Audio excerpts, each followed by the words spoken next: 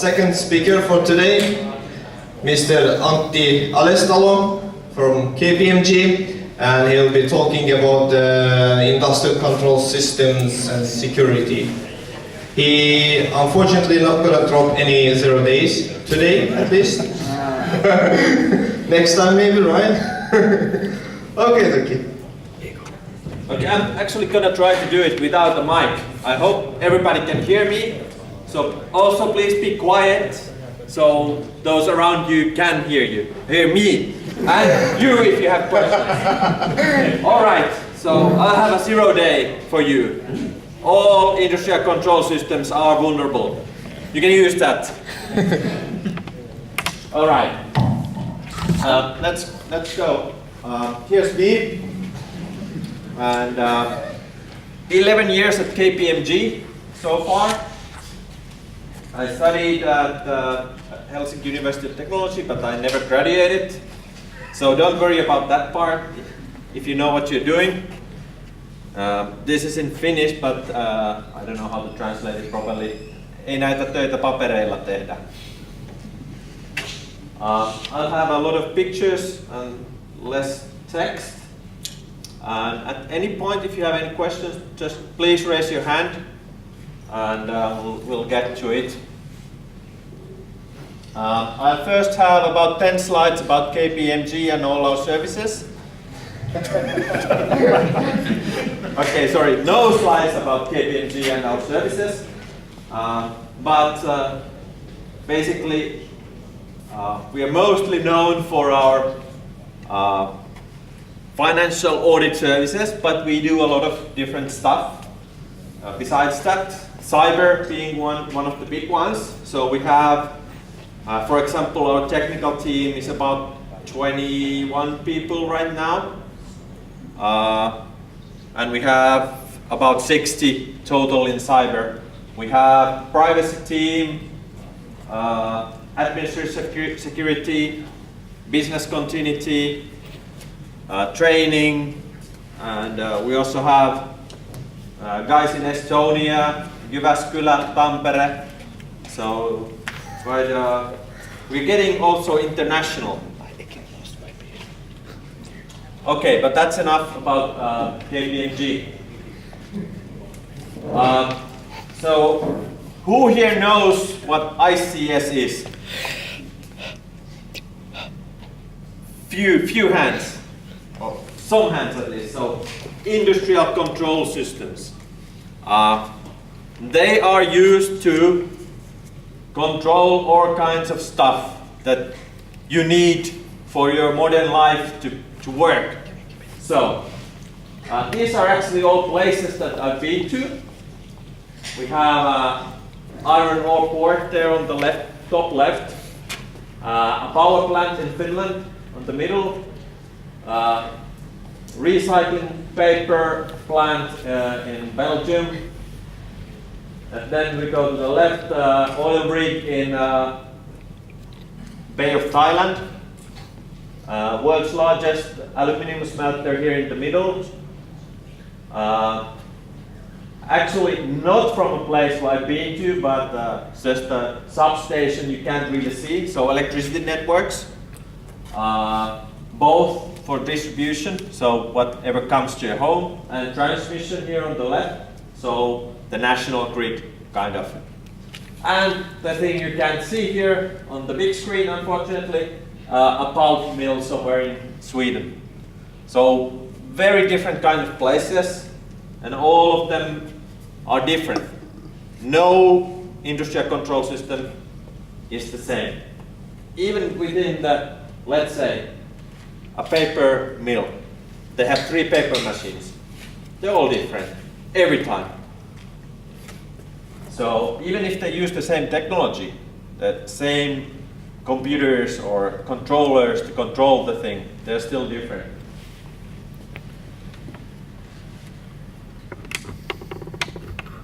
So besides ICS, we could also talk about SCADA systems, which is just a slightly different architecture for industrial control. So all SCADA systems are ICS, but not all ICS systems are SCADA. And we can also talk about OT, operational technology, meaning technology that operates a power plant, for example. So if you see the term OT, it means pretty much the same as ICS. There's a distinction between IT and OT. So any IT guy who has some smarts will say no to Windows XP and yes to Windows 10. But every single OT guy I talk to, they say no, Windows 10, no, no, no. Unreliable, not tested. XP good. So wherever we go, you usually find legacy stuff. And XP is not the worst. NT4 in the power plant in 2017, completely normal.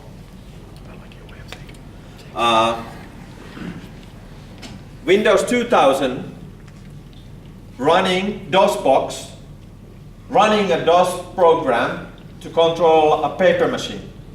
Completely normal. So sometimes it's not even funny on what kind of old crap you can find in ICS environments. It's not because they love the old crap, but it's because it's been proven to work. And changing it to something new like Windows 10 will take a lot of testing, a lot of time, and a lot of money. So let's say this week I was in a plant that was using Windows 2008 Release 2. It's getting out of support in about 2 years. And I told them, okay, you need to think about how you're gonna solve this issue. They were using XP in one place or something, so that was not a big issue for them, but they told me that yes, well, Emerson was here talking about upgrading Delta V, and we think it's great. However, it's gonna cost 6 figures, and they will need to stop the plant for 2 weeks or more. So it's not an easy task to upgrade anything. So this is basically the root of the problem. OT is 20 years behind IT in almost anything. Security, how processes work, how you can update stuff. There's no Patch Tuesday for OT. Okay, there are places and solutions where they do patch, but it's very limited compared to what we can do in IT. One of the biggest reasons is reliability. In IT, you don't give a shit if your request takes 500 milliseconds compared to 200 milliseconds, or most of the time. There are, of course, solutions where that does matter.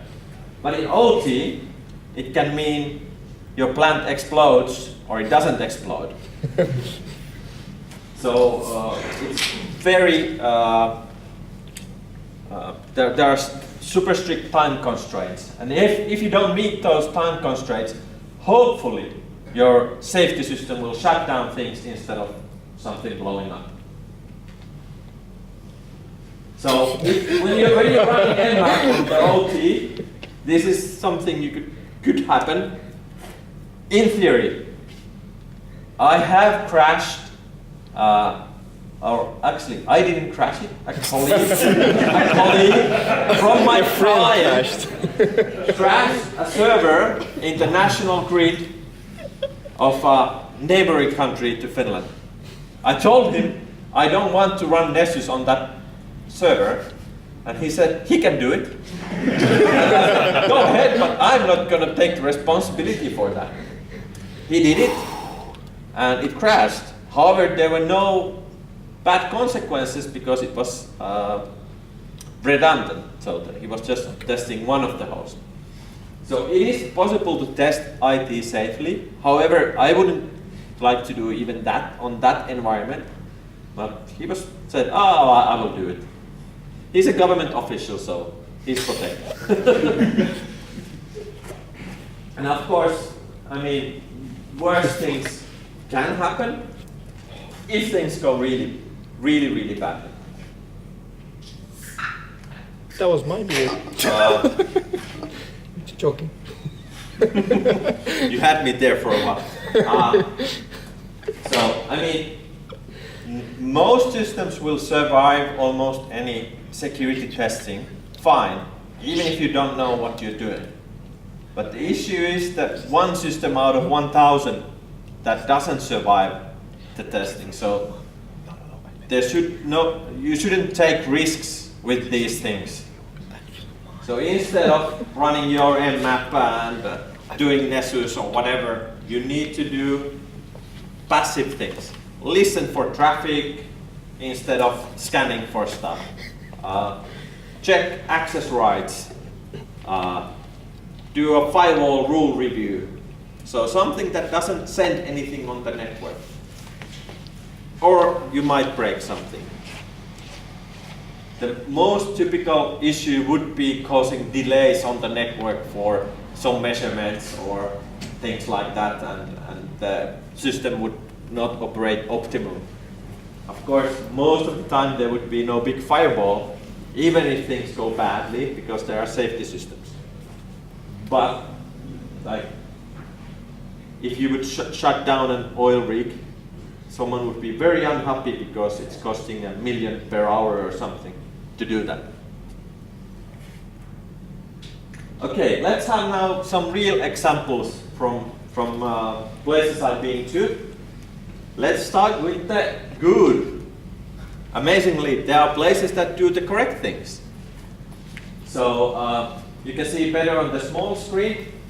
I would say, generally speaking, the good environments are electricity companies, because they are way ahead of everybody else that uses ICS systems in security, because governments have mandated it. They have realized that risks themselves. What the modern society relies on electricity.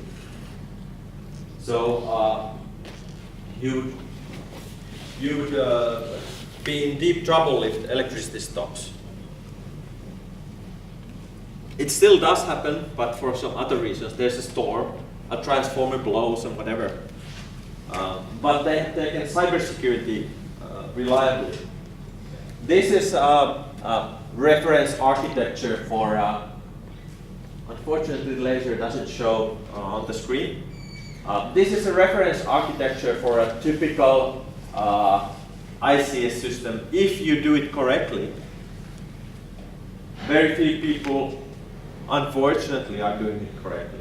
So, I don't know if you can see here, you would have a corporate main firewall, internet comes in, you would have your workstations, typical office environment here. Some video surveillance, probably.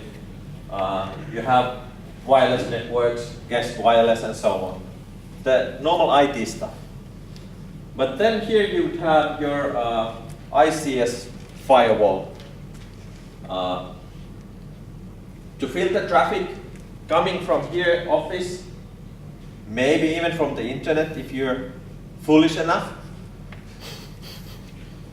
And then you would use operations DMZ, so ICS DMZ. That would same thing you do in IT. You put the external services there. Anything that's accessed from the office should be in the DMZ. So there should be no engineer here on his workstations configuring some PLC here just because it's easy. He should at least hop into a remote access server and authenticate securely with two-factor authentication or something before he can do that. And then here on the lower part we'll have 3 levels of the actual ICS system. Whatever we have SCADA, engineer workstations where you can configure and program the solution. You would have HMI to some machines, so basically it could be a Windows machine on the side of the robot where you can tell it what to do, for example. And then you have the actual automation devices, programmable logic controllers or remote terminal units or whatever. All kinds of special stuff exist in these environments. You go to a new place and you will always find something you haven't seen before. And at the lowest level you will have instrumentation, so sensors and actuators, motors, pumps, whatever. They usually don't talk TCP/IP anymore, so they will use a field bus or mod bus or something else than your normal computer understands. But that's the good. Unfortunately, very few places are like this, so we'll have the bad. Actually, just in the last year, I found 3 different places with malware on their ICS system. Luckily, in every single case, there was some other factor that protected them from any real damage. Usually it was that there was a firewall at some point that blocked the connection outside, or it was just a worm that was spreading but not doing anything. For example, Configure from year 2008 or something. It's still running loose in these automation environments because they're not patched. Just 1 year ago in the summer, a client had an outbreak of Configure in their sawmill environment because there were a lot of unpatched machines. And they had like 200 machines to clean. That took a while. Luckily, Configure doesn't do much. It just spreads. A better example,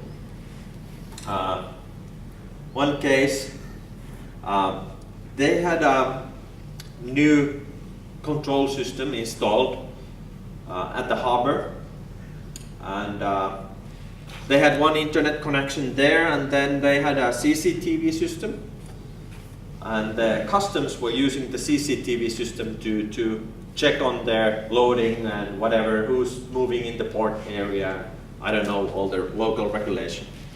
And they noticed soon that, oh no, the CCTV is taking all the bandwidth.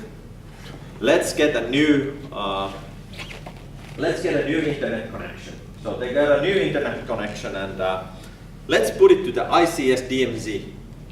So they even had the DMZ, but they put the new connection there, and then they moved the CCTV system there also.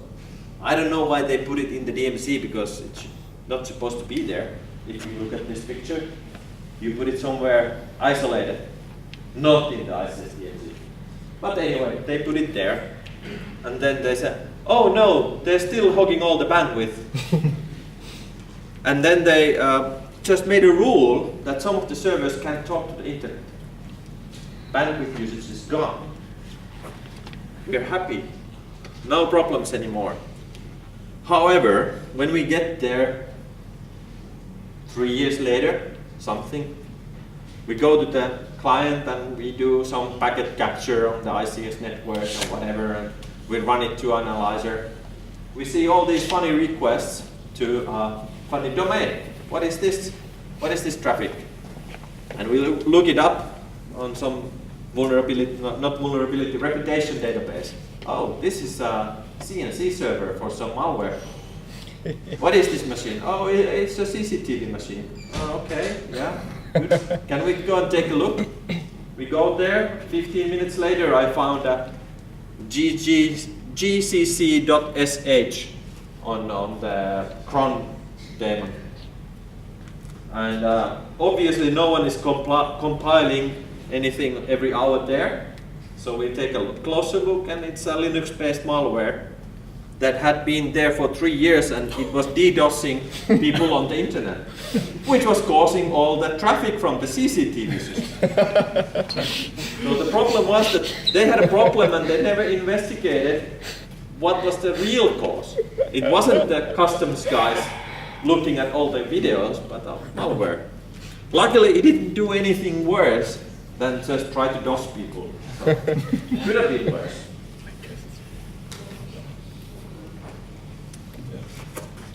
Okay, let's have the ugly then. What's the worst we see? So you can't have bad firewall rules if you don't have a firewall. True, but you might have some other problems. So just a few weeks ago we were in Russia on a sawmill.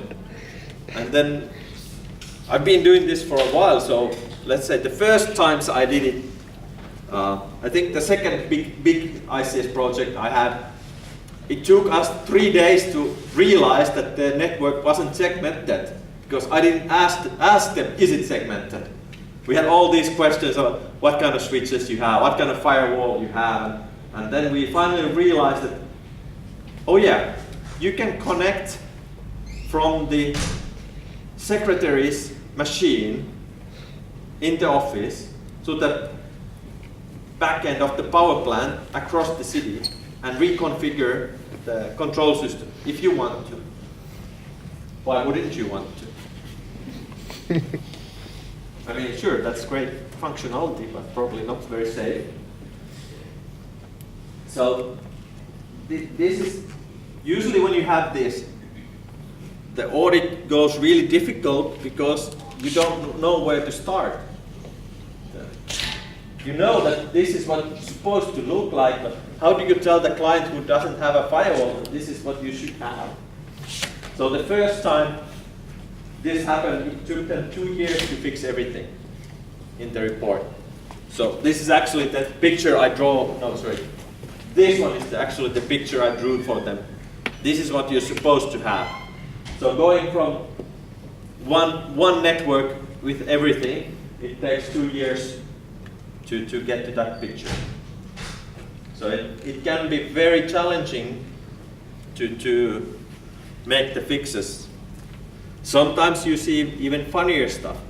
You see public IPs in the ICS systems.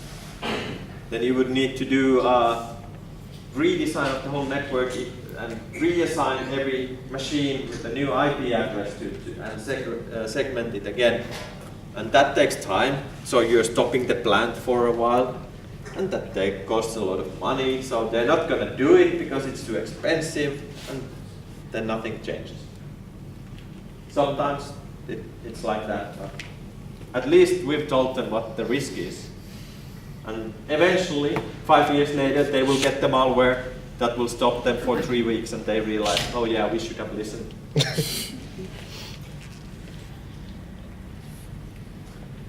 Okay, questions? Shamil, can you do the microphone? We have one here. Do you run into the problem where, like, the vendor that, say, does the control system for whatever machine has gone out of business, and the last version is what they have, and oh, that's what they use? Personally, I have not run into this, but yes, sometimes it does happen. So, whatever, if you're using some small but cheap PLCs from somewhere to control a small power plant, you don't have any fancy distributed control system, for example, you can have that problem. So, it's the equipment is not even made anymore. It doesn't need to go out of business for that to happen. There are places that still use Siemens S5. That's like 70s or 80s technology. And if there are people in the world who decommission S5 systems and use a newer technology to replace it, they can actually sell the actual S5 devices with with a higher price than what they pay for the new devices.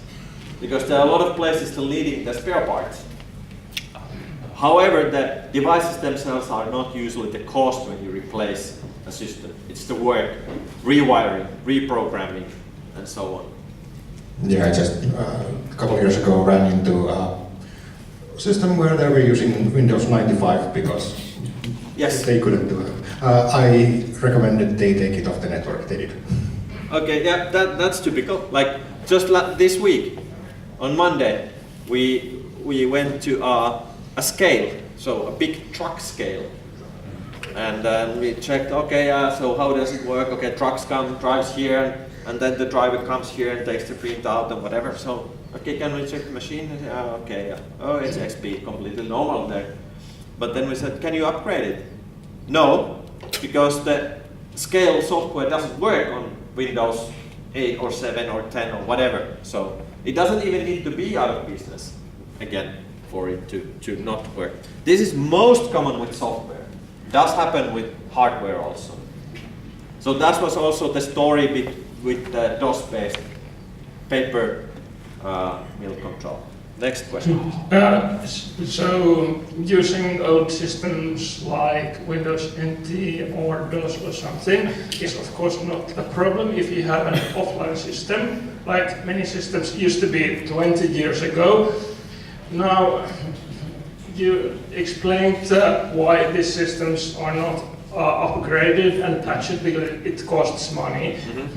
And as far as I understand, the biggest problems come when you have an old system, then you suddenly get the idea that it has to be internet enabled, and you want to have like external access and web interfaces and everything like that, and then you connect it to the internet and it's not patched and then you screw it up.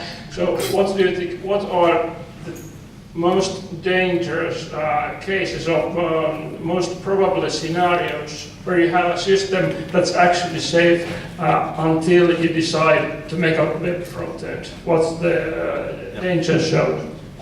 Yeah, so even if you try to be isolated from the network, that doesn't really happen properly as we see with Stuxnet. I mean, the whole operation at Natanz nuclear processing facility didn't have internet, but someone brought in the USB stick or the infected machine. So to be really, really isolated is really difficult. This happens a lot. So usually these have been isolated systems, but then people say, we'll just put a firewall and we'll be fine. So what IT did in the 90s, we'll just need a firewall or we'll just use encryption and everything will be fine. And of course, when you go there and you look at the firewall, you have 100 rules, 20 of them are not up to date anymore, 30 of them have, there are too lax, they allow access to stuff that you shouldn't access. So people try to protect the systems, but they will always make a mistake somewhere. Web is one good example. We tested a PLC, so a controller that drives, tells motors how to run, basically, for example. It could do many other things too. And it had a web front end, but it had no session control. So there was a login page, sure, but if you knew the URLs to all the commands, they were like setval.exe and then question mark some parameters. You could call them without authenticating. So people slap new technology on old technology and don't understand the consequences. It had all kinds of other funny things, that PLC, and that's why I say all ICS systems are vulnerable. If you go from the bottom up, like here, and okay, we'll start by making all PLCs secure, and then we'll move up and everything will be fine. You're never going to be fine because you will not get these devices to be safe. So you have to put the money somewhere here in the network architecture. to be at least as safe as possible. These devices here in the bottom will always be vulnerable because you forget to turn a key to the run positions instead of the program position, like happened in Iran. I'm probably going over time already, but maybe No worries. yeah, thank you. So in Iran a while back, there was a hack into a safety system. So a safety system is a system that makes sure that the fireball with the oil rig doesn't happen. So when the control system starts to do weird stuff, like increase pressure or stop all the pumps and bad things could happen, the safety system kicks in and just says, okay, we'll spill some oil to avoid overpressure, but then we'll shut everything down so we don't spill too much, or something like that.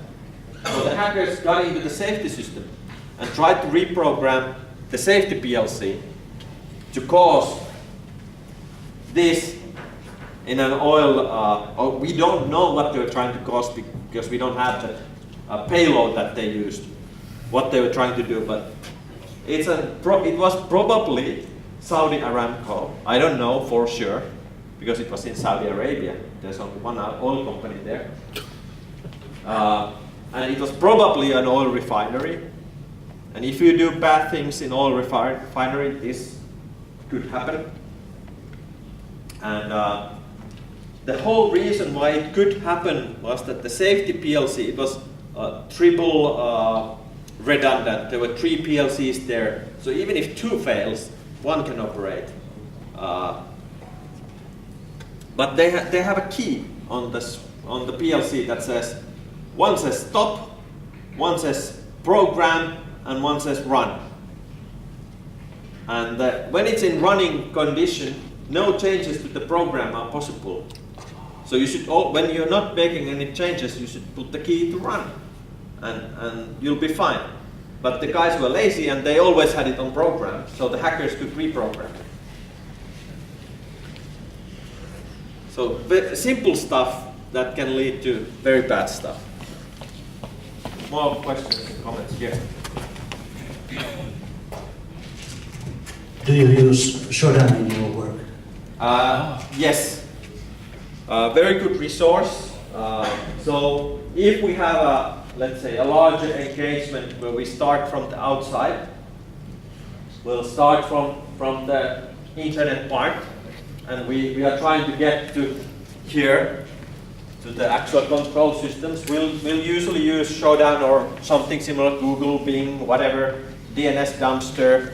I can't remember what another very Shodan-like site is that we used recently.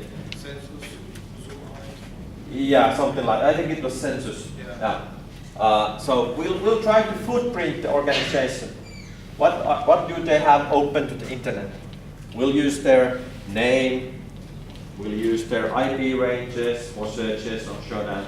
So far, we haven't found anything super critical on Shodan, but it has a lot of funny stuff in it. If you search for, let's say, if you go there and search for ADB or Emerson or Delta V or some other ICS related things. Or sometimes you get BNC on the engineering system. Oh yeah, that has happened. So engineers. Last week there was engineering system on oil well in Kuwait that was also not good. Yeah. So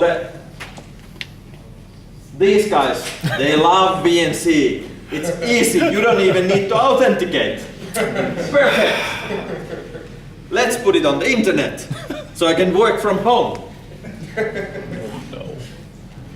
So that happens in many places. Like it was not VNC, but in UK, one of the biggest transformers in a big in the national grid, a big transformer was on the internet for at least a year. And someone noticed it, and it took them like, I don't know, 3 months or something to get it off the internet because they were actually doing something with that. So they just couldn't disable the connection and then say we're good because they were doing some measurement or something. And if a transformer like that blows up, And they go up nicely because they're filled with oil. It takes about half a year to replace it at least because they're all custom.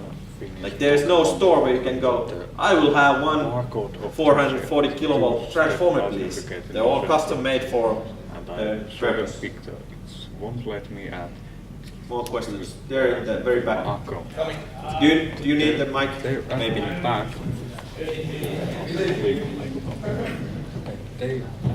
Yeah, just out of curiosity, that have you encountered like wireless technologies or radio frequencies that allow you access to the system? Yes, Wi-Fi. Password, something similar to the company name. Or no password at all. That was the best one in Sweden in a sawmill. There was a wireless network called PLC. And we are doing our wireless testing, going around with the laptop and Kismet running. And oh, there's a thing called PLC. What is this? Where is it? Like everybody's no idea. Never heard of it. We go around the plant area and finally we're checking the signal strength. Finally, we find this one cabinet there inside the component factory that's making window frames. We find the cabinet and oh, here we have a nice home Tyxel router from 2001. No password, covered in dust. So some guy who had worked there 10 years ago or something had put it there to be able to work from his office and not in the noisy factory area. And he didn't say the password, and then he left. And it was there the whole time. There are other stuff, like there are actual automation protocols that use wireless, like wireless HART. They have no security in them. So there's no authentication, there's no encryption. So if you're good with RF, unlike me, you can probably do a lot of funny stuff there. However, some automation engineers are smart and they will understand this threat and say, no wireless stuff in my plant. And then we go there and see, oh, what is this wireless access point here? And he goes, God damn it, I told them no wireless in my plant. Okay. At least it had a password on it and they were not really using it for anything. But they didn't disable, even though the engineer said that please disable it. If you want, that's the key word. More comments, questions? If ICS security is that bad, why do you keep doing it? I'm trying to make it better. Yes, that's a good question. Like my colleague, who's new at KPMG, she has experience from nuclear ICS security. So where things are actually done quite well, usually. Hopefully, I haven't done much work with nuclear myself. And we've done 2 projects, and she said that this is completely useless. They're all shit, these systems. I said, welcome to the real world, babe. This is how it works, unfortunately, but we're here to help. I also have a witty remark. So, are you saying that all SCADA systems are crap? Security-wise, probably yes. If like you have the simplest stuff, you go. We go to the like it's not necessarily the system, but how they use them. We go to an operator room in a plant. There's 3 computers or 4 computers, all these fancy screens with the tanks and pumps and whatever. You go there. There's not a mouse pad, but something, a desk protector or whatever. You lift it. Oh, we have the passwords here. It's operator. Who would have guessed?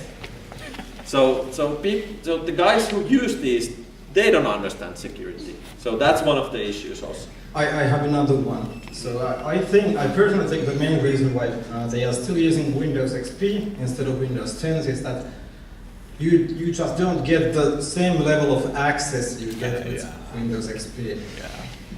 Yes, And the programs also need that access. So they've been programmed by some guy who probably somewhere in the 90s didn't care much about security, and he made the wonderful scale system that is very good with waiting trucks, that is not very good with running on any system. So yes, there was also a guy in somewhere in Estonia that refused to upgrade his machine because he had admin access on XP. But if he had upgraded, he wouldn't have local admin anymore. So he was just saying that I refused to upgrade. So we went in a pen test. This was in an office environment. We went and changed the background that you have been pawned, like a big image that you have been owned by hackers, and he never reported it. It's like he didn't react at all. Like background changes that the hackers had owned you, and it's like surfing the web, playing Counter-Strike. Yeah, I don't know if he played Counter-Strike for real, but something like that. More questions? Okay. I'll ask one. Okay. So if somebody is interested in the ICS security, how one should start? Without having this all kind of hardware, like, or being exposed to the plant environment, let's say. So find a computer like this, start there. Now, I like to say that if you think about ICS security, it is actually easier than IT security nowadays, because everything you run into is simple. You can just say, please put a firewall here. But what you have to understand is the difference between IT and OT. So you need to understand that you can't tell them, please change the operator password every 90 days and have a screensaver lock on the operator workstations, because then they will just grab you by the neck and take you to the door, because they realize that you don't understand how it works and how it needs to work. Because if you do that and there's a problem at an oil refinery and the operator needs to do something really quickly, he can't miss the password. He needs to be on that machine right away. So, and there are lots of other stuff like with the reliability. So you need to talk the same language as the automation engineers. That is the most important thing, because if you don't know how to communicate with them, they will throw you out, or they will say that you don't understand anything with the problems we have here. So that is the biggest challenge, really, because I think everything else is really easy with ICS security. Do you also cover physical security in, like, as part of your assessments? Yes. Like who can access premises and so on? Yes, if the client wants to pay for that. So yes, we do. We usually suggest it because it's important. So a lot of places, unfortunately, have, they might have a fence. Some places don't even have a proper fence. Like we had a few weeks ago. They had a fence on the roadside, and then on the woods side, nothing. There's not even like an old fence that was there 10 years ago or something. So we do assess the physical security, like the perimeter, CCTV system, alarms, computer rooms, automation rooms, like do they have environmental controls like air conditioning and temperature alarms and things like that. They use fire suppression. Usually every place will fail on physical security somehow. Like they either, like there are gates that you can just walk in like this. If you put on a hard hat, you go in and no one will ask you anything. There's no guard coming running for you. If you look like you belong. So, and like simple stuff like locking the server room door, that is like completely normal in IT. Like it's really hard to get into an IT server room, but it can be really easy to get into OT server room. Like just walking, and there might not even be a room. I should have actually put that here in the presentation, in the bad section. There was where the internet came into the sawmill, there was switches on the wall, a couple of them hanging like this, about to fall to the floor, and then like nothing, there was not even a rack on them, like a wall rack or something with the door to protect from the dust and whatever. They were just there. Anybody could go there and plug in whatever they want. All right. Okay, I'll be here for a short while at least if you want to discuss some Let's details. give a big hand to Mr. Antti.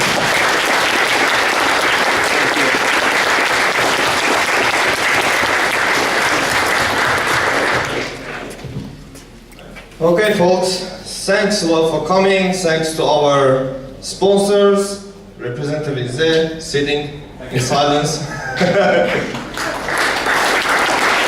Thanks to our speakers, Antti and Laura, and of course the big thanks to all of you coming here.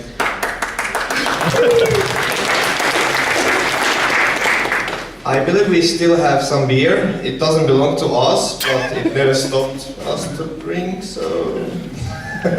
yeah, I'll be going and buying some soft drinks for us, for those who are not drinking.